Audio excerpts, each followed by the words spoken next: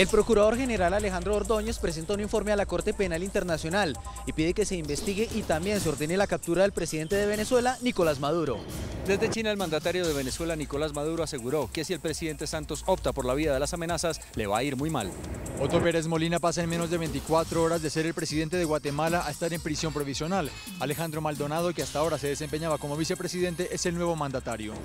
Canciller María Ángela Holguín le dice al presidente de Venezuela que no se pueden negociar los valores, las creencias y los modelos económicos y políticos del país para tratar de superar la crisis en la frontera. Minsalud anuncia que los deportados de Venezuela serán afiliados a la CPS del régimen subsidiado. Puro interés político del presidente Nicolás Maduro lo llevaron a cerrar la frontera y deportar colombianos, asegura Iglesia Católica Venezolana. Autorizan de forma permanente las operaciones en el aeropuerto El Dorado las 24 horas del día. 2 familias que perdieron sus casas por el UPAC las recuperan después de 15 años. Corte Suprema de Justicia abre esperanza para otras 100.000 familias. Y no hubo lucha. Froome se retira y Nairo está a punto de abandonar. El dinero sigue afectando al deporte en el mundo entero, Colombia incluida. Esta fue la formación que Pekerman utilizó hoy para enfrentar a Perú. El Aeropuerto Internacional El Dorado se convertirá en el epicentro de la moda bogotana, gracias al Bogotá Fashion Week. Al final de la emisión, los espero con detalles de esta interesante apuesta. Buenas noches. Estos son nuestros secretos de hoy. 1. Una cosa curiosa y mala que pasa entre los candidatos a alcaldías y gobernaciones. 2. Hace 2 años, el Consejo de Bogotá le aprobó un endeudamiento billonario al alcalde Petro para obras en la ciudad. ¿Saben dónde está esa platica? 3. Comienzan a conocerse los secretos sobre por qué Panamá dejó sola a Colombia en la OEA. 1, 2 y 3 al cierre.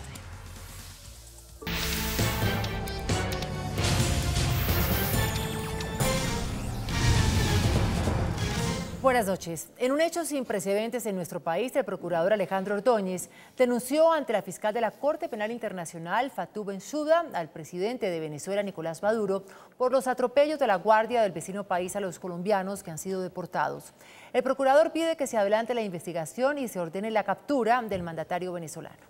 En el informe presentado a la fiscal ante la Corte Penal Internacional, el procurador general Alejandro Ordóñez adjunta las pruebas documentales de los abusos sufridos por los colombianos que fueron víctimas de la deportación. También pide iniciar una investigación de oficio contra el presidente Nicolás Maduro por la comisión del crimen de lesa humanidad de deportación y traslado forzoso de personas. Además, solicita en la instancia procesal que corresponda se expida orden de captura en contra de Nicolás Maduro. En el informe presentado por el jefe del Ministerio Público también pide que se investigue a otras personas además del presidente Nicolás Maduro. Se trata del presidente de la Asamblea Nacional Diosdado Cabello, la canciller Delcy Rodríguez, el gobernador de Táchira José Bielma y 3 oficiales de la Guardia Venezolana. Sin embargo, el procurador le hizo una petición al presidente Juan Manuel Santos. Debería acudir ante la Corte Penal Internacional dando cumplimiento a lo dispuesto en el artículo 13 del Estatuto de Roma para denunciar formalmente al presidente venezolano Nicolás Maduro Moros por crímenes de lesa humanidad. Indicó que a través del jefe de Estado la investigación es inmediata. Usted, señor presidente, como representante del Estado colombiano, sí puede activar la jurisdicción de la Corte Penal Internacional directamente. Finalmente dijo que el problema no se soluciona reabriendo la frontera. Desde China, el presidente de Venezuela, Nicolás Maduro, atacó a su homólogo colombiano Juan Manuel Santos y le dijo que le va a ir mal si lo amenaza. El mandatario del vecino país afirmó que Santos debe calmarse. Antes de dejar China y volver a Venezuela, Nicolás Maduro arremetió contra el presidente Santos después de la reciente ofensiva diplomática anunciada por el mandatario colombiano. Le va a ir muy mal si toma el camino de las amenazas, sean políticas, diplomáticas o de cualquier signo. Les va a ir mal. Venezuela está acompañada por el mundo, por los pueblos del mundo. Venezuela tiene la compañía del propio pueblo colombiano. Se van a sorprender si se meten con nosotros. Maduro fue más allá y le hizo unas recomendaciones al presidente Santos. Que tome un poco de agua fresca, que se tome una manzanilla, ¿no?, con azúcar porque está bastante ácido, que deje de escuchar los consejos del Comando Sur. El presidente venezolano también dijo que en la reunión de cancilleres en Cartagena, Caracas presentó un documento con 6 puntos para acabar con el conflicto fronterizo. La canciller María Ángela Holguín refutó al presidente Nicolás Maduro. Aseguró que nuestro país no modificará su estructura política y económica y señaló que Colombia no está incumpliendo sobre lo que nunca existió. No podemos, por abrir o cerrar una frontera, negociar absolutamente los valores, las creencias y los modelos políticos y económicos que el país decida. Así le contestó la canciller a los señalamientos del presidente de Venezuela. La primera acusación es que el paramilitarismo no ha sido controlado por Colombia y eso ha generado una violencia en la zona de frontera. No es que uno pueda decir que simplemente Colombia acabe con el paramilitarismo cuando resulta que para cualquier acción en una frontera como es la frontera colombo-venezolana se necesita que los dos países se comprometan a hacerlo. Sobre el contrabando, la canciller dijo que es un problema de ambos países y así tiene que ser resuelto. Mientras ustedes sigan subsidiando los productos, es muy difícil que nosotros logremos hacer algo de verdad en la lucha contra el contrabando. Subsidien a los pobres. El tercer señalamiento que hace Venezuela es que Colombia es culpable de un dólar alto y por eso piden que se derogue una resolución que permite a los profesionales de cambio vender y comprar libremente divisas. No es algo que uno lo pueda hacer de un día para otro, ni porque un país le pida a otro. Nosotros tenemos una libertad, ellos controlan el mercado. La canciller dejó claro que la libertad de expresión de los medios de comunicación no es discutible. Por su parte, el presidente Juan Manuel Santos se refirió por primera vez a un eventual encuentro con su homólogo de Venezuela, Nicolás Maduro, y fijó 3 condiciones para acordar una reunión. El presidente Juan Manuel Santos dijo que la forma de administrar las relaciones con Venezuela, que han sido difíciles, siempre ha sido a través del diálogo. Le quiero decir al presidente Maduro que estoy dispuesto a reunirme, pero que los colombianos necesitan que se les respete sus derechos fundamentales. Le estamos pidiendo a las autoridades venezolanas que abran un corredor humanitario para que más de 2.000 niños que los tenemos censados, que están en el otro lado de la frontera, puedan asistir al colegio aquí en Colombia.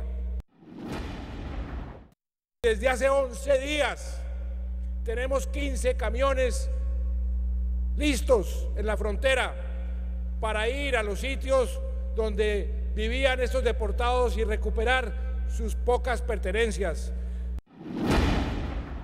No maltraten a los colombianos que van a ser deportados de Venezuela. El presidente dijo que si esas condiciones mínimas humanitarias se cumplen, él se sienta a arreglar este problema. En otras noticias, el hasta hoy presidente de Guatemala, Otto Pérez Molina, fue enviado esta noche a una prisión militar luego de que el Congreso aceptó su renuncia y lo dejó en manos de la justicia ordinaria para enfrentar las acusaciones de corrupción en su contra. En tan solo 24 horas, Otto Pérez Molina, uno de los grandes artífices del retorno de la paz a Guatemala tras 36 años de conflicto armado, pasó de ser presidente de los guatemaltecos a prisionero en el cuartel Matamoros de Ciudad de Guatemala. Luego de 3 años y 8 meses en la presidencia, Pérez Molina, a quien identificaron como líder de una red de corrupción conocida como La Línea, que se dedicaba a pedir sobornos a empresarios para evadir impuestos de importación y que pudo haber defraudado más de 1.500 millones de dólares, perdió la investidura presidencial y finalmente quedó en manos de la justicia ordinaria, que esta noche lo puso de manera temporal en la cárcel. Alejandro Maldonado, quien fue designado como vicepresidente encargado hace 3 meses, asumió esta tarde la presidencia de manera interina hasta enero de 2016, cuando se posesione el nuevo presidente que elegirán los guatemaltecos este domingo en las urnas. La crisis política desatada por el escándalo ha puesto alerta a inversionistas internacionales como la empresa de energía de Bogotá, que como parte del grupo Trexa desarrolla desde 2010 un ambicioso plan de interconexión eléctrica en Guatemala en el que se han invertido cerca de 380 millones de dólares. El ministro de Salud, Alejandro Gaviria, anunció que los deportados de Venezuela tendrán afiliación a una EPS del régimen subsidiado para que reciban atención médica. Los colombianos deportados y expulsados que han entrado por Cúcuta, Paraguachón y Arauca podrán contar con servicios médicos. El presidente va a firmar el día de mañana un decreto que va a permitir afiliar a estas personas al régimen subsidiado sin tener puntaje CISBEN. Entre los que han llegado de Venezuela hay pacientes que necesitan ayuda inmediata. Por ejemplo, hemos identificado 2 o 3 pacientes con VIH, enfermos renales crónicos que necesitan atención inmediata. También preocupa la atención a los 6 enfermos con varicela, por eso continúa el plan de vacunación. La cifra que tenía al finalizar el día de ayer es de 3.200 personas vacunadas contra la varicela, contra la hepatitis A y contra la influenza, y seguiremos vacunando. El sistema de salud colombiano ya ha atendido a 35 venezolanos con problemas médicos. Y en Cúcuta, la primera dama, María Clemencia Rodríguez, recorrió varios albergues y entregó ayudas a los niños. Karen Cárdenas, buenas noches. Detalles de la entrega de las donaciones. María Andrea, buenas noches. Son 1.320 los niños que permanecen en los 11 albergues dispuestos por el gobierno para atender a los deportados de Venezuela. Y hoy precisamente la primera dama de la nación, la señora María Clemencia Rodríguez de Santos, visitó 2 de ellos para no solo entregarles algunos juguetes a estos pequeños, sino también elementos de primera necesidad. Hoy la primera dama encabezó la misión que le alegró la jornada a los 200 niños del albergue de Bellavista. Hoy vinimos especialmente a darles un día diferente para que ellos sientan el afecto de los colombianos, la solidaridad. Los pequeños estaban emocionados con sus regalos, pues muchos de ellos no alcanzaron a traer nada desde Venezuela. ¿Qué te regalaron? Unos zapatos. Sí. ¿Y qué más? Un refrigerio. ¿Cuántos juguetes tenías? Como 1000. Un librito para colorear y colores barra. Tengo juguetes. Tengo nacholas para irme de paseo a Cartagena. Hoy el ejército fue el encargado de amenizar el día para los niños. Pintucaritas, funciones de títeres y militares disfrazados de payasos ayudaron a que los pequeños olvidaran por un rato el drama que padecen junto a sus familias. Y esta noche el ministro del Interior, Juan Fernando Cristo, vino hasta el Puente Internacional Simón Bolívar. Explicó que una de las medidas dentro de la emergencia económica declarada será que empresarios de Ureña vengan hasta este sector para empezar a generar empleos. También habló sobre las personas que se están haciendo pasar por deportados. Vamos a ser implacables, inflexibles en perseguir a aquellos avivatos que pretendan obtener ayudas y beneficios que le corresponden a los deportados y a la gente que pasó la frontera en circunstancias muy dramáticas, dolorosas, penosas, sintiendo temor de la persecución de las autoridades venezolanas. Ya hay más de 200 personas que en esos cruces que hemos hecho nos arrojan que son personas que viven en la frontera, que no vivían en Venezuela, que no están en esas circunstancias. Seguimos haciendo esa tarea. A propósito de la emergencia económica, nuestro compañero Carlos Salazar habló con algunos empresarios de Norte de Santander. Para la Cámara de Comercio de Cúcuta, la declaratoria de emergencia económica decretada por el Gobierno Nacional es una medida que podría servir para direccionar la actividad comercial de la ciudad con más autonomía. Una economía mucho más formal, con mejores crecimientos y además al final pues una mejor calidad de vida para toda la ciudad y la región. Los comerciantes son pesimistas, califican la medida a corto plazo y no cubre todas las necesidades de la ciudad. Por un lado me parece que va a ser más de lo mismo que siempre nos han dado. Todas las crisis han llegado y nos han puesto emergencia económica con unos decretos que simplemente es un paño tibio para la situación de la frontera. En Cúcuta, solo 103.000 personas tienen empleos formales, 168.000 informales y 55.000 son desempleados. En las últimas horas la policía reportó la captura de un ciudadano que estaba haciéndose pasar como deportado y que resultó con una orden de captura por rebelión y terrorismo. Es la información que se registra hasta ahora desde el Puente Internacional Simón Bolívar. Karen Cárdenas en CMI, La Noticia. Karen, gracias y muy buenas noches. El obispo de Coro, en el estado Falcón, en Venezuela, Monseñor Roberto Luker, aseguró que las motivaciones del presidente Maduro para ordenar el cierre de la frontera con Colombia obedece a intereses electorales.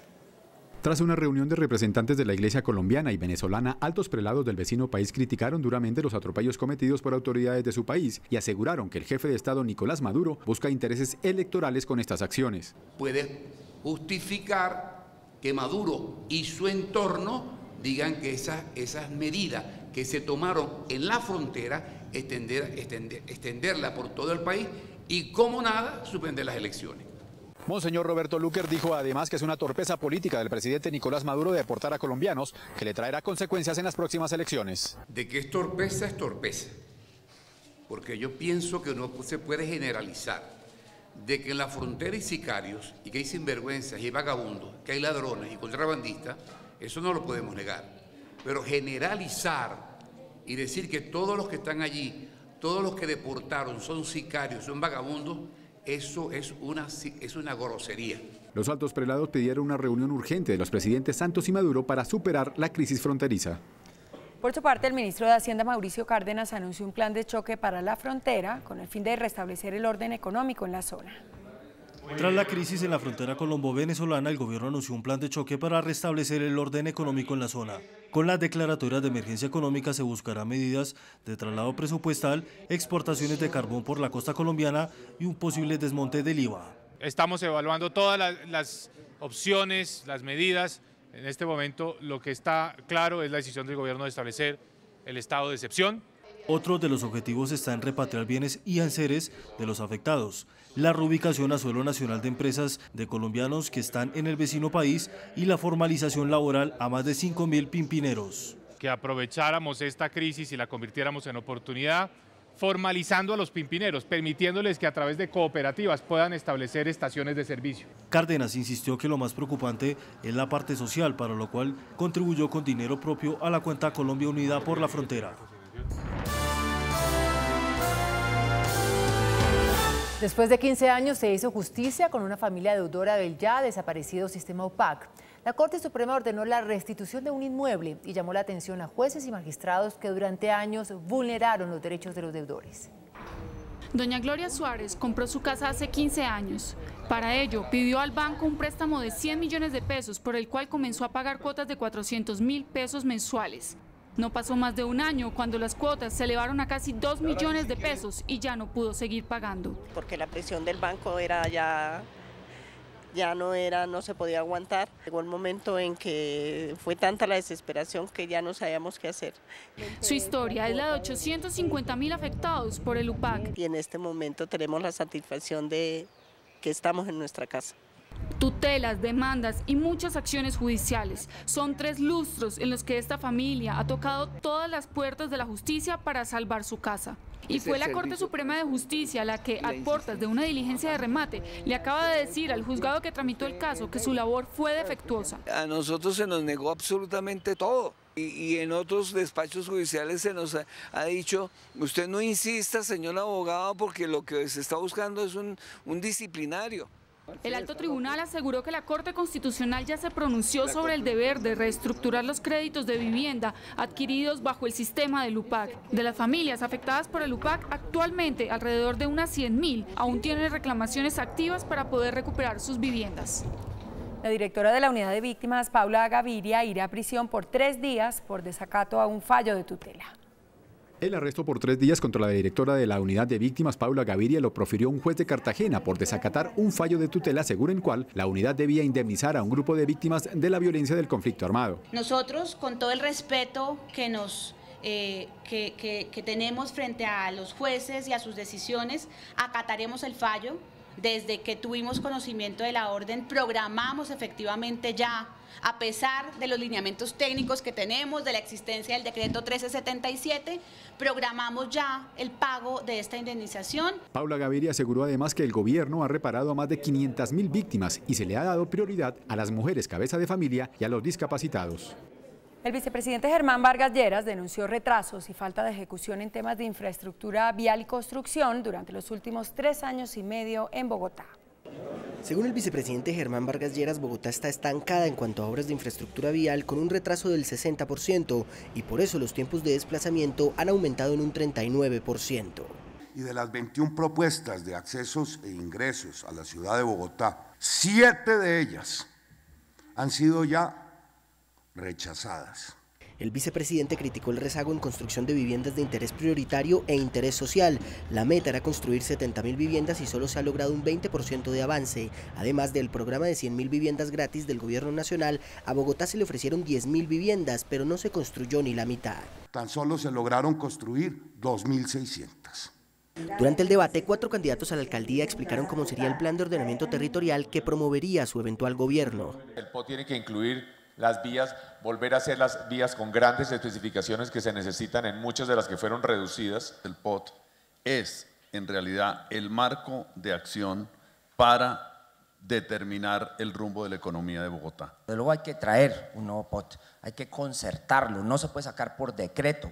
Prácticamente todas las normas que se expiden tienen demandas, el POT del doctor Peñalosa estuvo demandado. Las declaraciones se dieron durante un foro realizado por la Fundación Buen Gobierno y Camacol. La Autoridad de Licencias Ambientales autorizó la operación permanente en el aeropuerto El Dorado las 24 horas del día. Después de 2 años de discusión y pese a la posición de las localidades de Engativá y Fontibón, la Autoridad de Licencias Ambientales autorizó la operación las 24 horas del día en el aeropuerto El Dorado de Bogotá. Tiene la misma restricción de sentido operacional, con la única diferencia de que las pistas podrán operar las 24 horas del día. La Aerocivil explicó que tanto la pista 1 y 2 tendrán una restricción a partir de las 11 de la noche para el despegue y aterrizaje, el cual tendrá que ser desde y hacia el occidente. Pero las salidas son oriente-occidente. O sea, son operaciones encontradas. Anunció la implementación de un sistema para controlar los niveles de ruido de las aeronaves. Nosotros sí quedamos con los compromisos de poner en funcionamiento, como digo, en un par de meses los nuevos monitores. Para ellos invertirán 9.000 millones de pesos en los próximos 3 años. A esta hora, gobierno y líderes del sector agropecuario se reúnen para evaluar el cumplimiento de los acuerdos suscritos tras el levantamiento del paro campesino. Durante la mañana, varias marchas se desarrollaron por las principales vías de Bogotá. Los indígenas, campesinos y comunidades afro marcharon desde el Coliseo del Campín hasta la Plaza de Bolívar en Bogotá, exigiendo el cumplimiento de los acuerdos pactados entre el gobierno y la cumbre agraria. Tenemos 1.069 acuerdos y de esos 1.069 acuerdos solamente con el gobierno Santos del 2010 nos han cumplido el 2.49%. En el Congreso se realizó una audiencia pública para escuchar a los indígenas. Hay una reiterada desobedecimiento de las pautas establecidas en la Constitución sobre el reconocimiento a los pueblos indígenas. El ministro de Agricultura y los líderes de la cumbre agraria mantienen las reuniones para verificar el avance de los acuerdos. Mientras tanto, las comunidades indígenas siguen afuera de la sede de la cartera de Agricultura. El índice de capitalización de la bolsa, que mide el comportamiento de las 20 principales acciones, cerró al alza. El índice de capitalización de la Bolsa de Valores de Colombia subió 1,65% a 1.238 puntos. La acción que más subió fue la de Canacol Energy, con una valorización de 9,17% a 6.190 pesos. La acción que más cayó fue la del Banco de Occidente, con una pérdida de 4,58% a 33.300 pesos. La acción más transada de la jornada fue la de Ecopetrol, al movilizar más de 18.000 millones de pesos. El precio del dólar cerró a la baja. Indicadores económicos del día en CBI. La tasa representativa del mercado que regirá para mañana viernes será de 3.119 pesos con 93 centavos. Los profesionales del cambio compran la divisa en 2.800 y la venden en 2.850 pesos. Un euro cuesta 3.463 pesos con 2 centavos. La libra de café en Nueva York se cotizó $1 con 19 centavos. El azúcar se transó en 11,34 centavos de dólar la libra. El barril de petróleo WTI se cotizó en $46 con 67 centavos. Una acción de Ecopetrol cuesta 1.515 pesos. CMI revela los resultados de la encuesta del Centro Nacional de Consultoría sobre la intención de voto para la alcaldía de Riohacha. Estos son los resultados. Si las elecciones para elegir alcalde de Riohacha fueran mañana, ¿por cuál de los siguientes candidatos votaría usted? Fabio David Velázquez Rivadeneira, Cambio, 38%. Andrés Manuel Salas Zúñiga, Liberal, 23%. Nemesio Raúl Royce Garzón, U y Conservador, 18%. Haider Antonio Curiel Choles, ASI, 4%. Voto en blanco, 10%, no sabe, no responde, 7%. Esta es la correspondiente ficha técnica.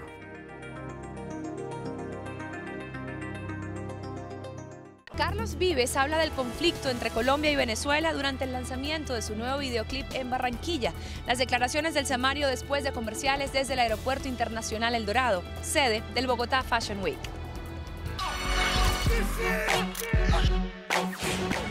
Hola, muy buenas noches.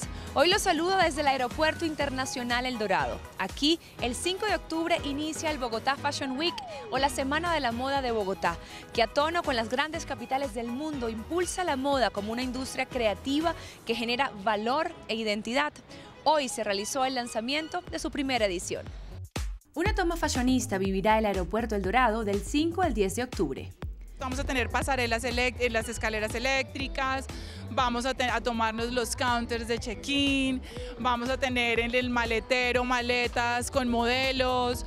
Hoy con la presencia de algunos de los diseñadores que harán parte del encuentro y una muestra de sus creaciones, se realizó el lanzamiento. Está Lina Cantillo en hombres, está Isabel Henao en mujeres, tenemos un joyero que es Sebastián Jaramillo, tenemos Julia Rodríguez con el cuero, tenemos un talento muy bueno que trabaja la lana, que es Felipe Santamaría de Lerner.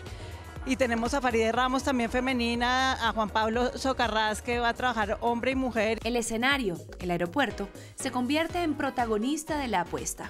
Es súper emocionante porque me ayuda a inspirarme, me ayuda a sentir, me ayuda a emocionarme porque el aeropuerto pasa todo. Moda que se produce en Bogotá, en uno de los íconos de la ciudad.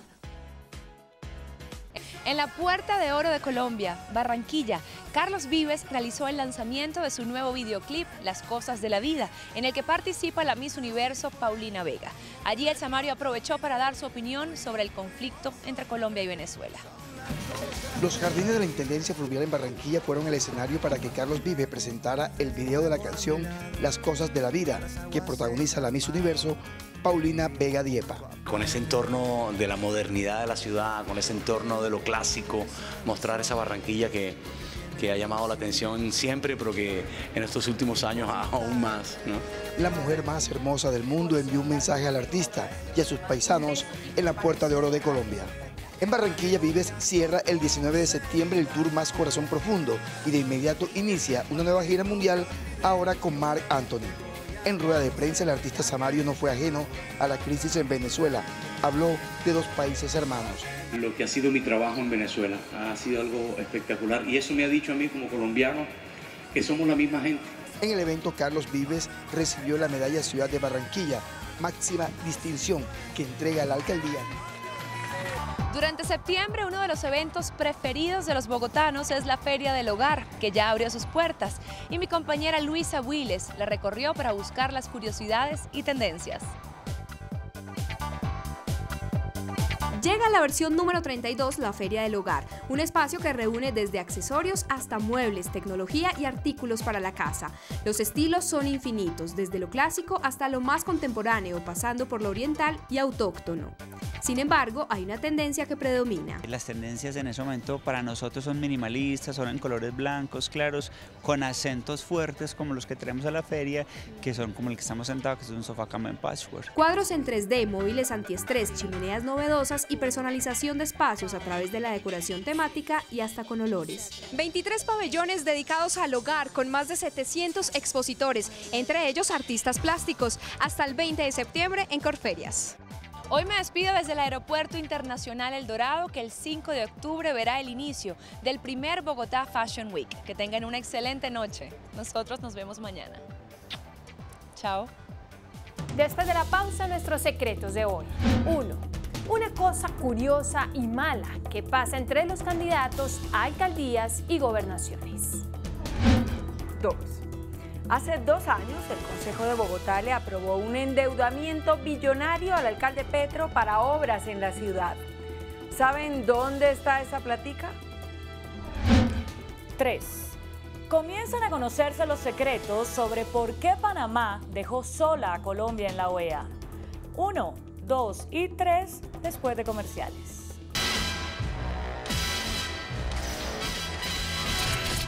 Estos son nuestros secretos de hoy. 1.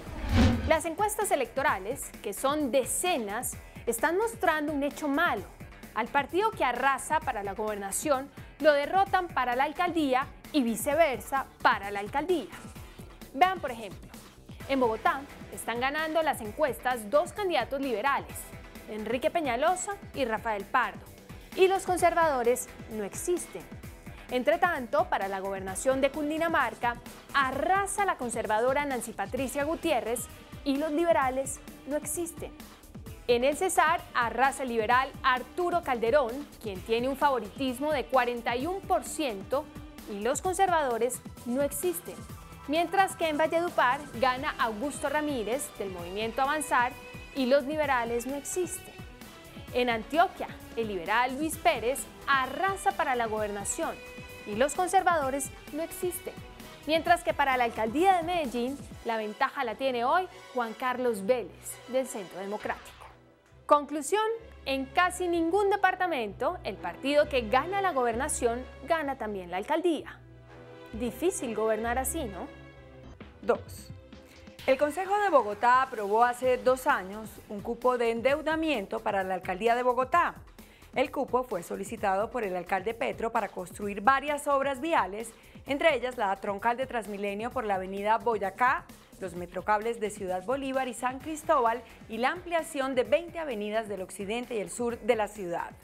El endeudamiento fue aprobado por 3,8 billones de pesos. El acuerdo es el número 527 de 2013 y como casi todo en el gobierno Petro, el plan vial está aún esperando la inversión. Solo contrató algunas obras por 1,4 billones y metió en los bancos 2,4 billones de pesos que ahí siguen quieticos. Como el alcalde no es gobernante sino político, le quedan dos caminos: o dejar la plata en los bancos para que la utilice un buen alcalde o usarla como contrapartida para la construcción del metro. Si hace lo segundo, violará el acuerdo que el Consejo aprobó por su solicitud para obras en las vías. El concejal Antonio Sanguino anunció en la plenaria de la corporación que prepara una acción de cumplimiento contra el alcalde para que la ley, en este caso el acuerdo, se cumpla. A ver, señor concejal Sanguino, ojalá usted sí logre que el alcalde cumpla por fin la ley. Suerte. 3. A medida que pasan las horas, se conocen nuevos detalles de las razones por las cuales Panamá abandonó a Colombia en el intento que hizo por convocar una conferencia extraordinaria de cancilleres de la OEA. Aunque Panamá en un principio se mostró partidaria de la cumbre de cancilleres, 5 minutos antes de la votación en el Consejo Permanente de la OEA, la canciller de Panamá, Isabel Sainmalo, le comunicó al gobierno colombiano la decisión de abstenerse para defender la propuesta de servir como mediadora entre los presidentes Santos y Maduro. Digamos que esa fue la versión oficial. ¿Qué fue realmente lo que pasó? El presidente Maduro llamó al presidente Varela y le ofreció pagar con petróleo los $1.000 millones que les adeuda a los panameños y le prometió sacar adelante un acuerdo para que Venezuela cancele cerca de $200 millones que le adeuda a la aerolínea Copa, cuyos principales accionistas son panameños. Como quien dice, fue un acuerdo de prepagos y dejó claro que me refiero a las deudas. Hasta mañana. Que descansen.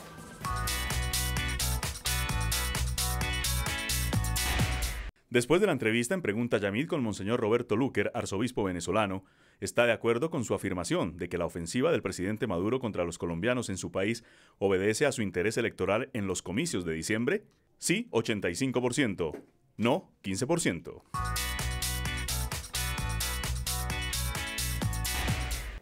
Hasta aquí las noticias, nos vemos mañana en CMI y no se muevan que ya viene hashtag.